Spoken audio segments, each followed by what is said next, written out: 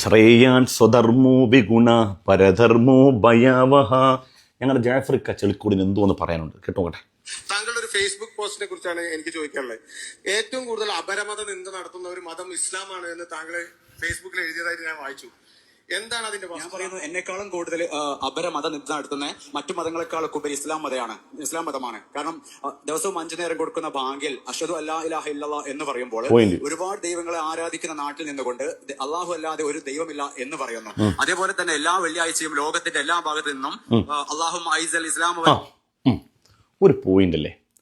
മറ്റ് രാജ്യങ്ങളെ അപേക്ഷിച്ച് നോക്കിയാൽ ദൈവവൈവിധ്യത്താൽ സമ്പന്നമായ രാജ്യമാണ് ഇന്ത്യ മഹാരാജ്യം. ഒരുപാട് ദൈവവിശ്വാസങ്ങളുണ്ട്, ഒരുപാട് വിശ്വാസധാര ഉണ്ടായിട്ട് ഒരു വിഭാഗം മാത്രം 5 നേരം ഞങ്ങളുടെ ദൈവം അല്ലാത്തൊരു ദൈവവും ഇല്ല, ആരാധനയ്ക്ക് അർഹനില്ല എന്ന് പറയുന്നത് ശരിയാണോ എന്ന് ജാഫ്രിക്ക ചോദിക്കുന്നതിനകത്ത് എന്തെങ്കിലും കുഴപ്പമുണ്ടോ?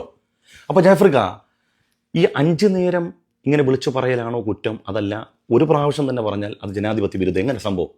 5 നേരം പറയുന്നതാണ് പ്രശ്നമെങ്കിൽ 1 നേരം ആക്കട്ടെ, അപ്പോൾ പ്രശ്നം തീരുമോ? ഇല്ല, പ്രശ്നം അതല്ല.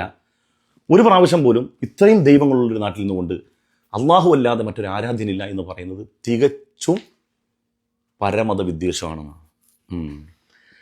ജാഫ്രിക്ക, ഈ ഭഗവത്ഗീത എപ്പോഴെങ്കിലും വായിക്കാൻ അവസരം കിട്ടുന്നുണ്ടോ? ഒരുപാട് തത്വോപദേശങ്ങളുള്ള ഈ ഭഗവത്ഗീതയിൽ ഒരു ശ്ലോകമുണ്ട്. ശ്രേയാൻ സ്വധർമ്മോ വിഗുണ പരധർമ്മോ ഭയാവഹ. സ്വന്തം ധർമ്മമാണ് ശ്രേയസ്കരം, മഹത്തരമായത്. പരധർമ്മോ ഭയാവഹ. മറ്റു ധർമ്മങ്ങൾ ഭയാവഹ എന്ന വാക്കിൻ്റെ അർത്ഥം ഞാൻ പറഞ്ഞു തരേണ്ടതില്ലല്ലോ. ഇപ്പം നമ്മുടെ സുവിശേഷ പ്രഭാഷകരുടെ പ്രഭാഷണം കേട്ടിട്ടുണ്ടോ ജാഫ്രിക്ക? അതിനകത്ത് എന്താ ഉണ്ടാകുക? ഏകരക്ഷകനായിട്ട് യേശുക്രിസ്തു മാത്രമേ ഉള്ളൂ. യേശുക്രിസ്തുവിൽ അഭയം പ്രാപിക്കൂ, അവിടെയാണ് നിങ്ങൾക്ക് രക്ഷ കിട്ടുക എന്നുള്ളത്. ഇത്രയും ദൈവവൈദ്യങ്ങളുള്ള, സംസ്കാരങ്ങളുള്ള, ആശയധാരകളുള്ള ഒരു നാട്ടിൽ നിന്നുകൊണ്ട് യേശുക്രിസ്തുവിൽ മാത്രം അഭയം പ്രാപിക്കാൻ പറയുന്നത് ശരിയാണോ ജാഫ്രിക്ക? ശരിയാണ്.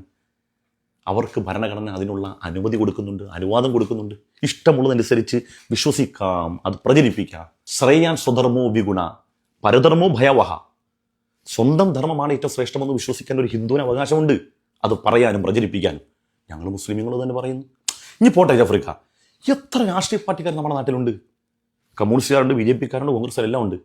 ഓരോ പാർട്ടിക്കാരും അവരുടെ മാത്രം എത്രായിരം രാഷ്ട്രീയ പാർട്ടികളുണ്ട് ഇവിടെ. അവനവൻ്റെ രാഷ്ട്രീയം മാത്രം ശരിയാണെന്നല്ലേ ഇവർ വിശ്വസിക്കുന്നത്. അതിനുള്ള അവകാശം അവരുടെ നാട്ടിലില്ല, നമ്മുടെ നാട്ടിലില്ല അതിനുള്ള അവകാശം. അതൊക്കെ പോട്ടേന്ന്. ഇപ്പോൾ ഒരുപാട് ഇവിടെ ഇന്ത്യയിൽ നോക്കുകയാണെങ്കിൽ, ഇന്ത്യയിൽ 140 കോടി ജനങ്ങൾ നോക്കുകയാണെങ്കിൽ ശതമാനത്തിൽ ഏറ്റവും കൂടുതൽ ആളുകൾ വിശ്വാസികളാണ്. എന്നിട്ട് ആ വിശ്വാസത്തിൽ ഏതെങ്കിലും ഒന്ന് ഫോളോ ചെയ്യാതെ ജാഫ്രിക്കയൊക്കെ നിരീശ്വരവാദിയായി. സത്യത്തിൽ ജാഫ്രിക്ക നിരീശ്വരവാദ പക്ഷത്തല്ല, ഏത് പക്ഷത്താണെന്ന് അറിയാൻ നമുക്ക്.